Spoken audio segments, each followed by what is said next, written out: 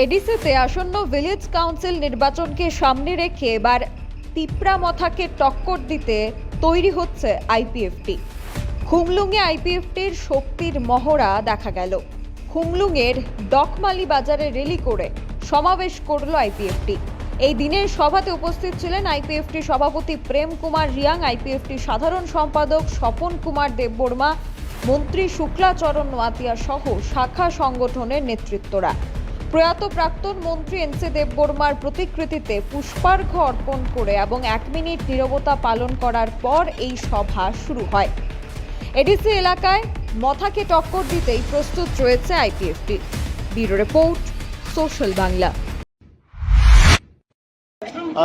Party আইপিএফটির রাজ্যভিত্তিক সমাবেশ। আমাদের এই মিছিলের মূল উদ্দেশ্য হচ্ছে আমাদের ধারাবাহিকভাবে প্রত্যেক বছর আমরা এইভাবে ডিসেম্বর মাসে আমাদের প্রোগ্রাম আছে। গত বছর হয়েছে আমাদের খুমলুং 13 তারিখ ডিসেম্বর, এর আগের বছর হয়েছে আপনার আমবাসা, এইবার 2024 হয়েছে আমরা খুমলুং। যেটা আমাদের একটাই দাবি, আইপিএফটি তো আপনারা সবাই জানেন, আজকে নতুন বিষয় না, আমাদের দাবি একটাই সাংবিধানিক দাবি যে এডিসি এলাকাকে নিয়ে একটি পৃথক রাজ্য। তার সঙ্গে আজকে আমাদের মূলত আরও দাবি থাকবে যে বিগত 2018 সালে আমাদের বিজেপি এজিপি সরকার আসার পরে আমাদের রাজ্যে যে জনজাতি উন্নয়নের সাথে বা এডিসিকে আপগ্রেডেশন করার যে সিদ্ধান্তগুলো আমাদের বিধানসভায় নেওয়া হয়েছে সেগুলো এখনও বাস্তবায়ন হয়নি। সেটাও আমাদের আজকে এই সমাবেশের মূল উদ্দেশ্য।